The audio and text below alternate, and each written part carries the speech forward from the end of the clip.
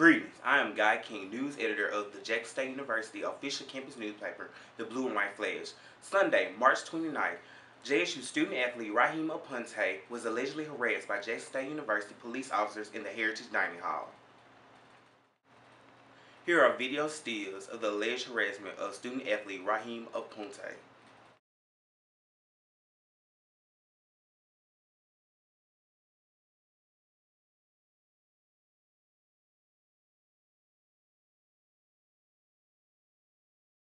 Greetings, I am William Kelly, a staff writer and photographer for the Blue and White Flash here at Jackson State University.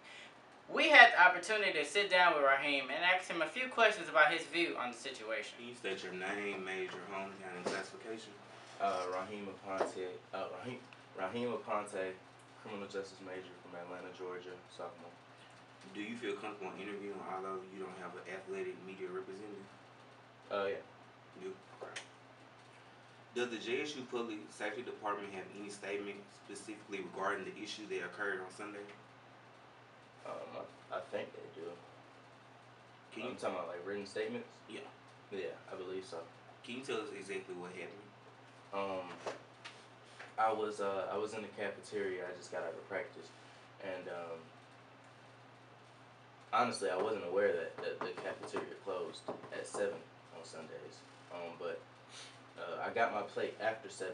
It was like 7:03, and I went to sit down. And as soon as I sat down, the security came over there and told us that we had to leave. This is me and my teammates.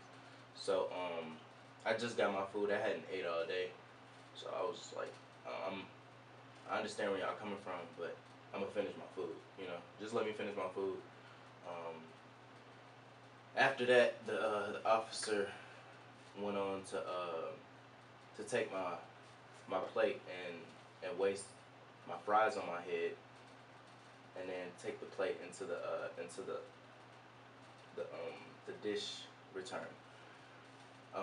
After he did that, of course, words were said, and then he came into my face as if he was trying to fight. So it honestly looked like we were about to fight, and then he went on to jack me up onto the table and try to put me in a chokehold. And that's when my teammates had stepped in, and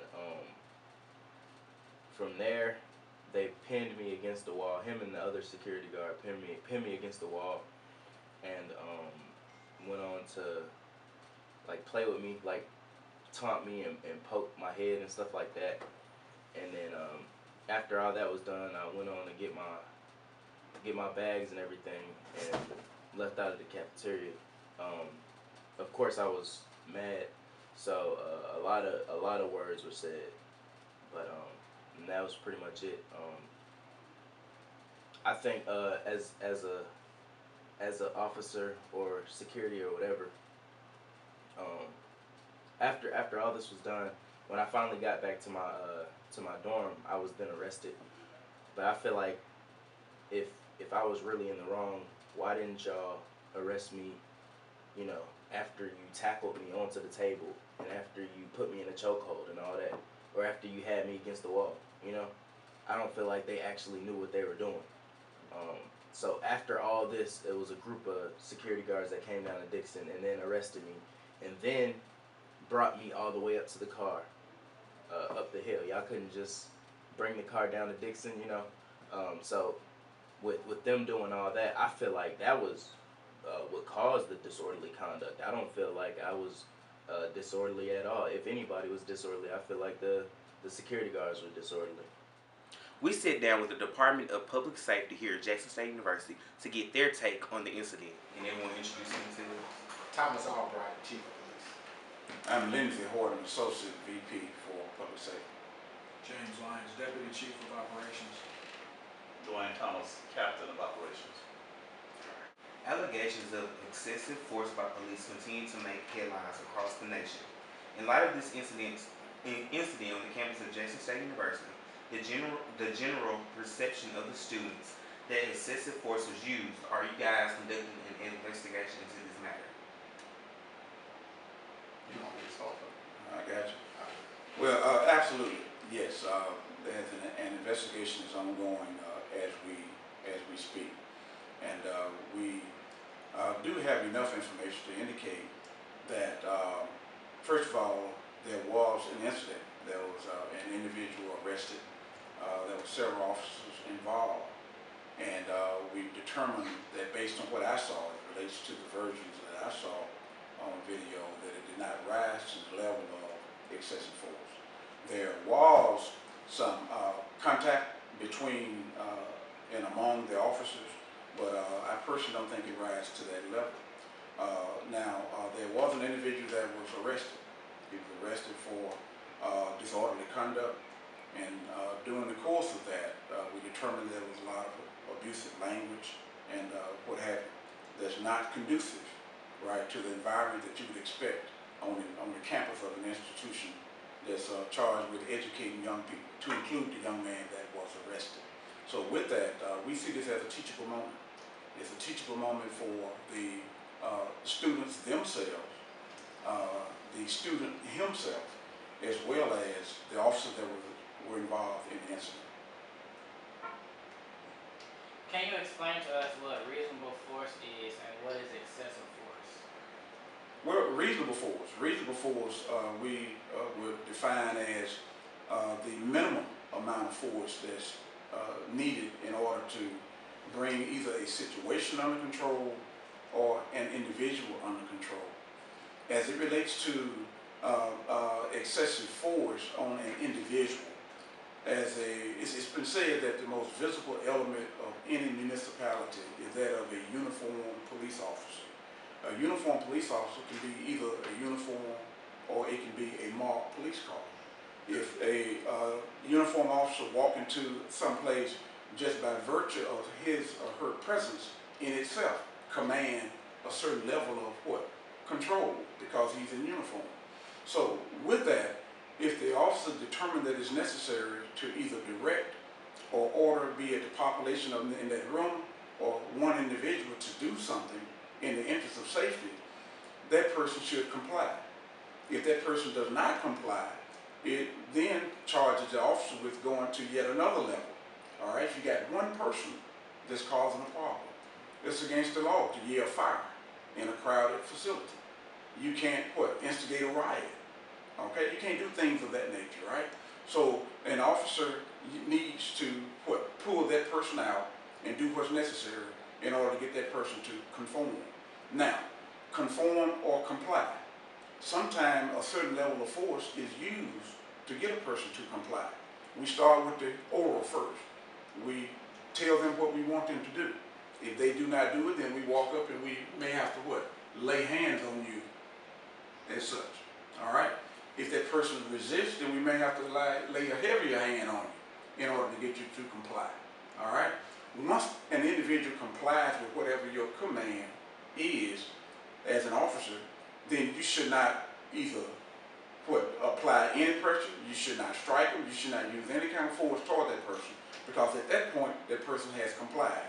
So whatever level of force is necessary in order for that officer to gain control and maintain control, he or she, is obliged and obligated to do it. Okay, when we raise our hand and we take an oath, that oath is that we will protect not only the individual that we're dealing with, but we are charged with protecting the tranquility of the area in which we, at that time, oversee.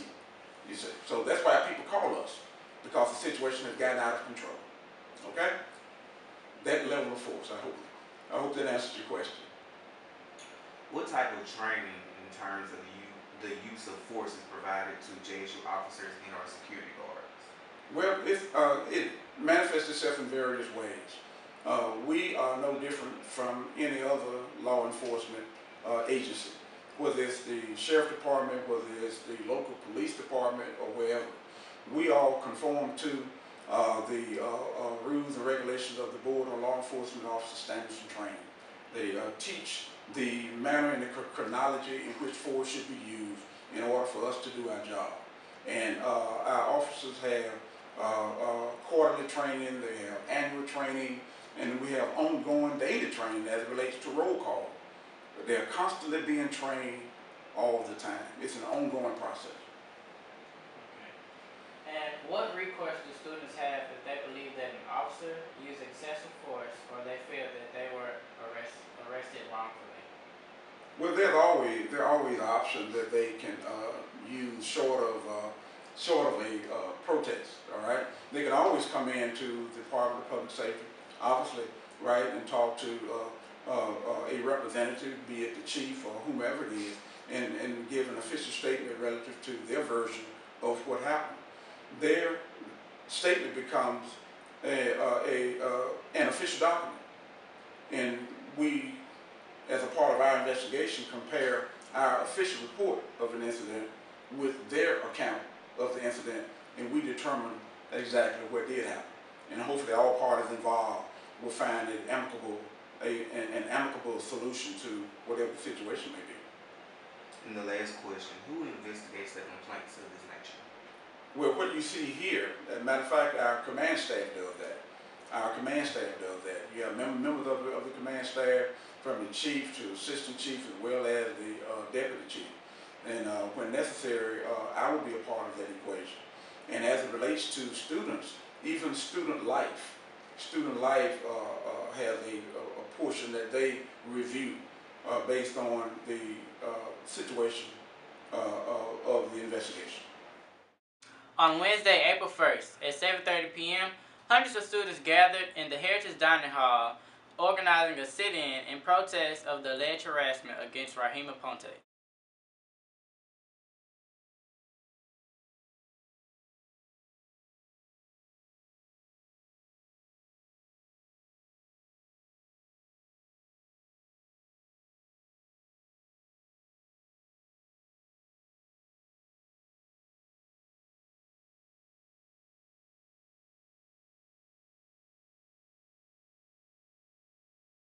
According to protest organizers, JSU students have been granted a meeting with President Carolyn Myers and will also host a town hall meeting with the student body.